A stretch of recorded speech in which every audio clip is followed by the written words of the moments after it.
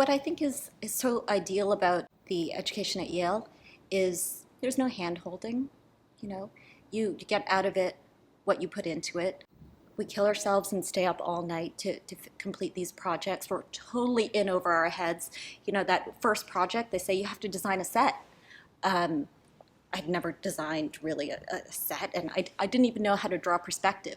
I remember I had an upperclassman, Scott Pask, and I saw his drawings. I was like, do you think you could teach me how to draw a set on a piece of paper? So he just showed me, you know, the perspective and the dot and everything and all some of those fundamental rules. I mean, you don't know anything, and then you're expected to draft, you know, with which I'd never even looked at before. So it's sink or swim. You just dive in and you do it and you figure it out. Those things are left to you. Similarly with research, nobody tells you where to look or what to do. You just find the local libraries, you dig, and you look for it. And back then, the internet was not ubiquitous. Like nobody really looked for their research. So it was a real roll up your sleeves, go through the dusty shelves and find and get inspired.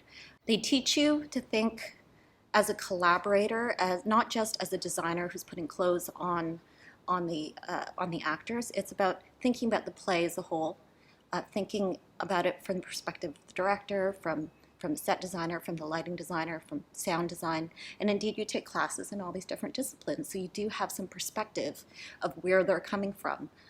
So I think it makes you a really effective collaborator. You're not just talking about clothes and how to execute them.